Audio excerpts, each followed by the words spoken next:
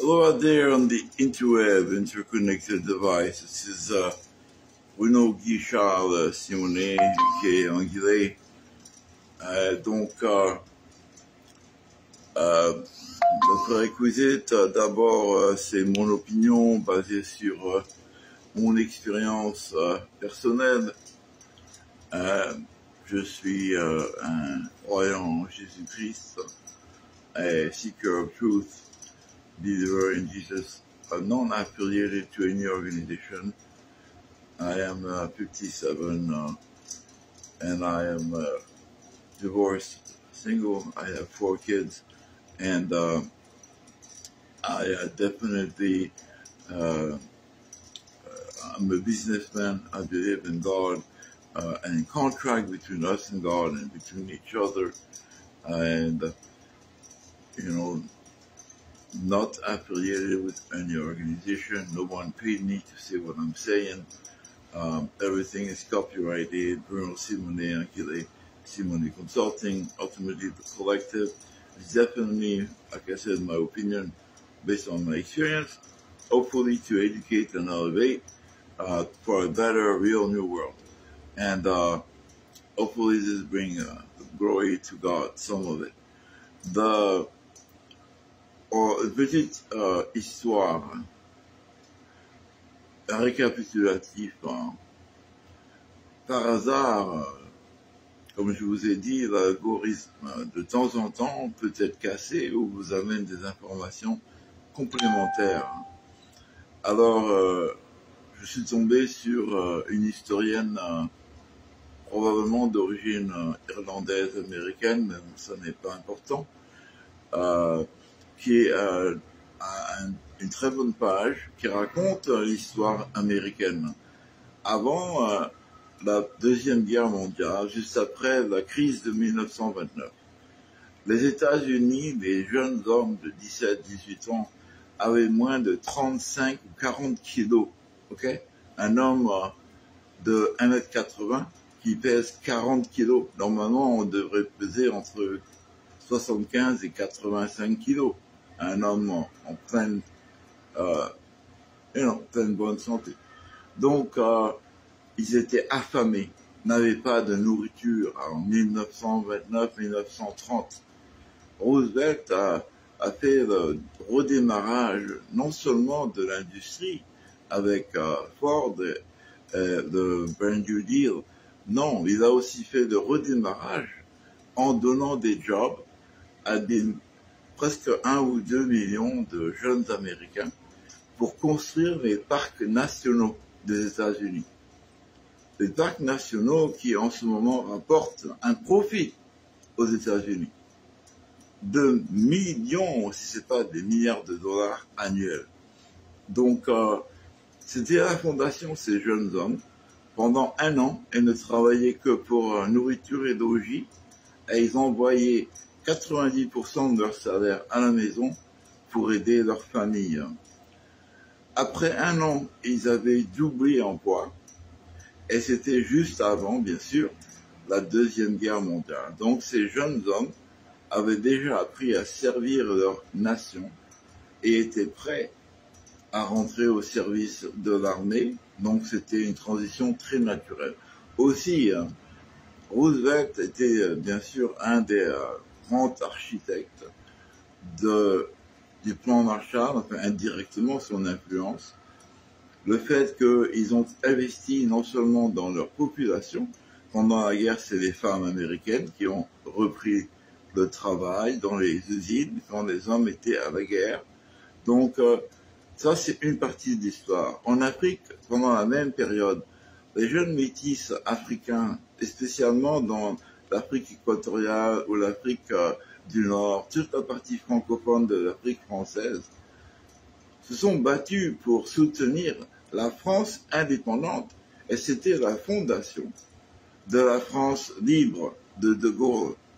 C'était ça qui lui a permis d'être un indépendant contre et avec les États-Unis, mais contre l'Allemagne et les puissances ennemies. Donc on a libéré l'Afrique et la France. Et ouais, c'est nous les Africains francophones, métis, qui sont battus contre nos frères, qui étaient en support du gouvernement de Vichy. Donc on a eu des guerres fratricides, que ce soit partout dans le monde. Et ça, c'est la tristesse de la vérité. Mais on s'est battu pour la liberté. On ne s'est pas battu pour gagner des postes. Parce qu'apparemment, il n'y a aucun métis qui est arrivé au pouvoir après la Seconde Guerre mondiale et dans la décolonisation. On était des intellectuels, mais on avait peur de nous. On nous chassait même de nos pays. Donc il faut dire la vérité. On n'est pas reconnu pour le travail qu'on a fait en tant qu'intellectuel ou le travail ou même qu'on s'est bagarré pour la liberté de nos peuples. Si on avait de la liberté pendant la Deuxième Guerre mondiale en Afrique, en étant avec De Gaulle, même s'il y avait du travail forcé, même s'il y avait des efforts de guerre, on était quand même indépendant, on n'était pas sous les nazis. Donc, même si je sais que les banquiers ont financé les deux côtés de la guerre, De Gaulle n'a pas été financé par un banquier, il a été financé par le sang des Africains. Il faut que la France reconnaisse la vérité à d'eux-mêmes. Les Africains reconnaissent que leurs frères métis étaient dans le droit de protéger notre culture, notre pays. On n'était pas juste pour aider la France. On aidait aussi nous-mêmes. Parce que ces traités, malgré tout, quand ça abolit l'esclavage, bon, c'était indirect un peu, mais ça a quand même libéré énormément de chefs, de tribus qui ont pu faire du négoce et devenir plus puissantes. C'est pas que les Mieni qui ont gagné dans tout ça. C'est toute l'Afrique qui avait gagné une certaine indépendance financière. Maintenant, ce qu'on fait avec ça, on est responsable nous-mêmes. Qu'on ait permis à des dictateurs d'être au pouvoir, c'est notre faute, c'est pas la faute du colonisateur. C'est eux qui ont supporté Bongo. Non, pas vraiment. Si le peuple s'était levé contre ça, il n'aurait pas été au pouvoir quand il a fait son petit coup en 1960 et quelques. Non. Non, mais bien sûr, la France était derrière. Mais est-ce que le peuple s'est levé contre ça? Non. On s'est battu contre nous-mêmes, parce que on a fait du tribalisme. Il faut appeler ce que la vérité est. On a fait du racisme contre nous-mêmes. Ça s'appelle tribalisme, hein. Appeler les blancs des racistes. Alors nous, Africains, on est quoi? Eh ben, c'est la même chose en France. C'est du sectarianisme, c'est de l'anticommunisme, de l'anticisme. Appelez ce que vous voulez, c'est des riches contre des pauvres, des gens qui veulent rester au pouvoir. Et je suis même pas un putain communiste. Pardon, je m'excuse. Il y a certains communistes qui ont très bon cœur et qui croient à certains idéaux. Donc, je vais pas dire des bêtises comme ça. Ce que je veux dire, c'est que si on croit à la qualité humaine, à l'amour et le respect, il faut arrêter le blabla des divisions. Il faut qu'on se mette ensemble. Il faut qu'on parle ensemble, qu'on arrête de se diviser. C'est tout ce que j'essaie de dire. Mais il y a des gens qui se sont battus pour la liberté. Et pourquoi est-ce que c'est des gens maintenant qui sont vilifiés? Même mon grand-père avait peur en France de parler de son histoire, qu'il était dans la résistance, il m'a jamais dit ça. Parce qu'en tant qu'enfant, il avait peur que j'aille dire ça à quelqu'un qui allait être contre ça, et ci, et ça.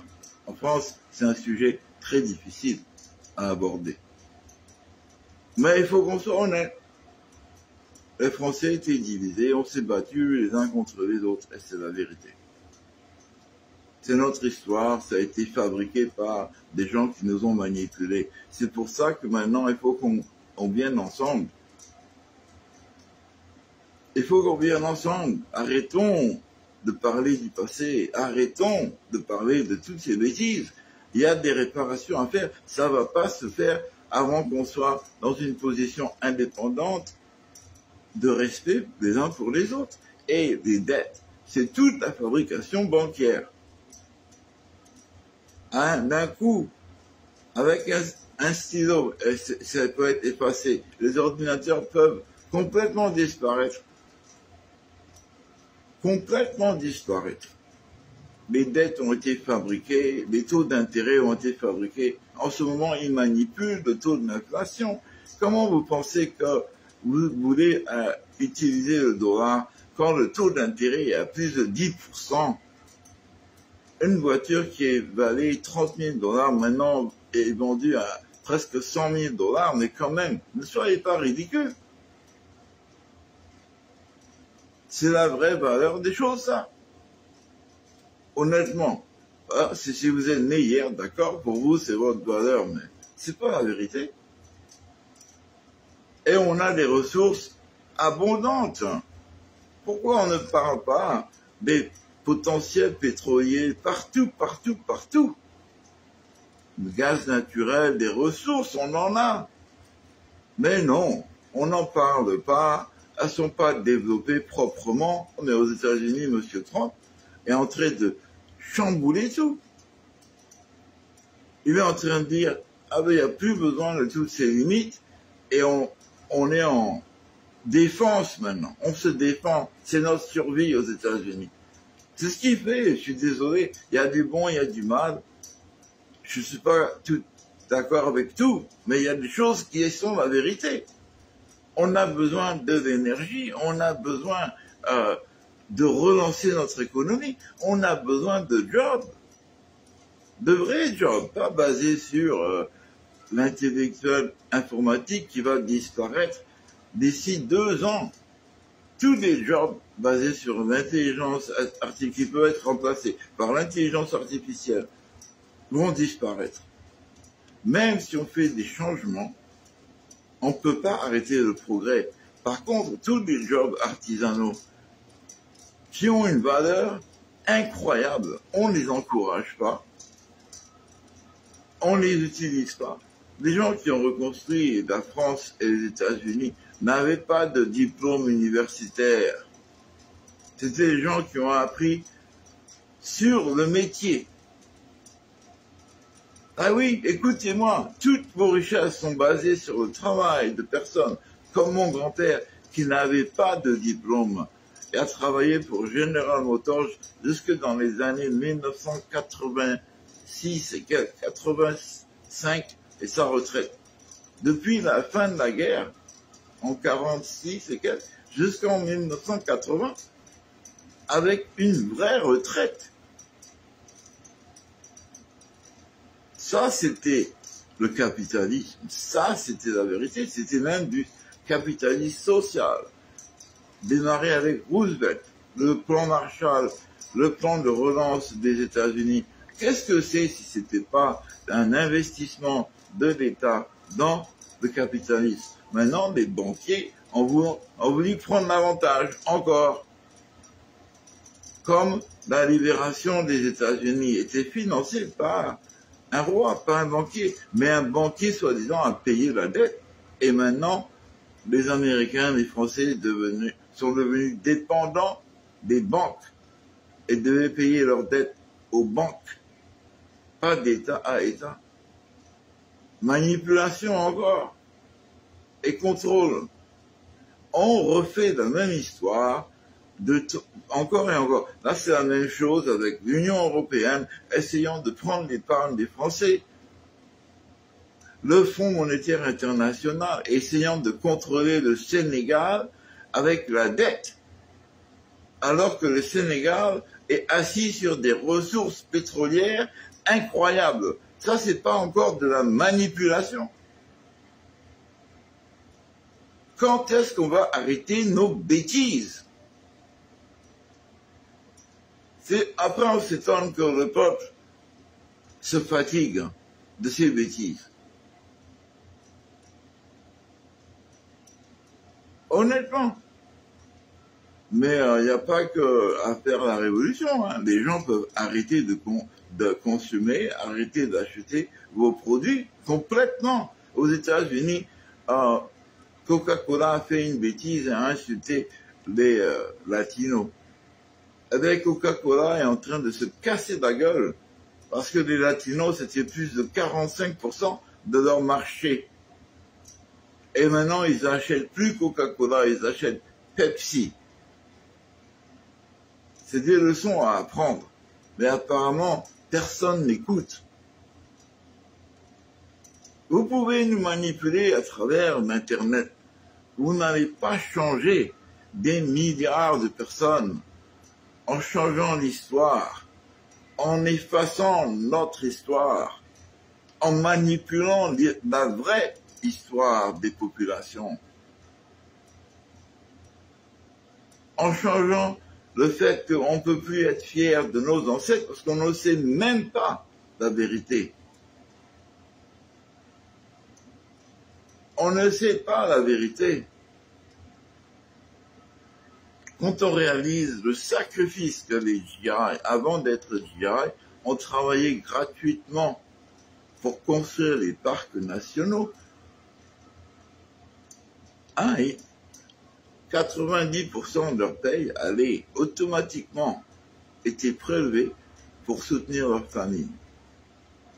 Qui aujourd'hui est capable de faire ce sacrifice? Ah ben oui, si vous êtes affamé, alors il faut qu'on attende d'être affamé, il faut qu'on attende de peser seulement moins de 50% de notre poids naturel. Alors ben oui, si on attend, on peut attendre pour toujours, hein.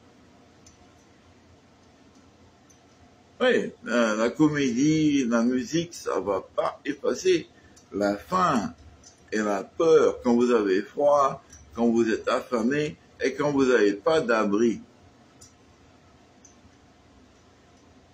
Ouais, la comédie, tout le fun qu'on a en ce moment, ça va pas nous aider à ce moment-là. Seul l'amour des autres, mais si on ne s'aide pas les uns des autres, si on ne crée pas des ressources protégées pour survivre, si on ne commence pas à planifier notre protection exactement maintenant, et surtout si on ne respecte pas nos ancêtres et nos cultures ancestrales, nos croyances, que ce soit en Dieu, que vous l'appelez avec n'importe quel nom. Rappelez-vous ce que vos parents et grands-parents vous ont appris. Le respect des anciens, le respect de vos enfants, le respect de là où vous habitez. On ne fait pas caca là où on vit. Ça, c'est un proverbe africain. On ne fait pas caca là où on vit. On ne fout pas la merde là où on vit.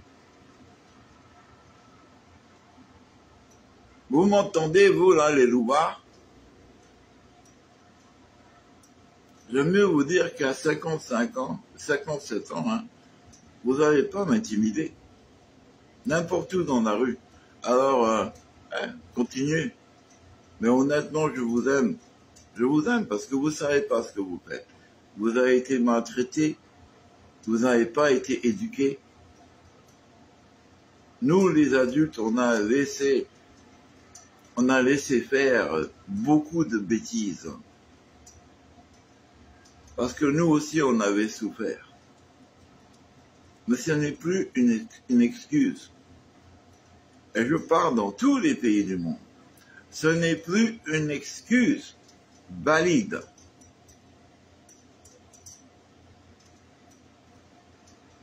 Oui, je vous regarde, hein, vous qui avez mon âge, vous qui êtes plus âgé que moi, vous qui êtes plus jeune. Ça n'est plus une excuse valable.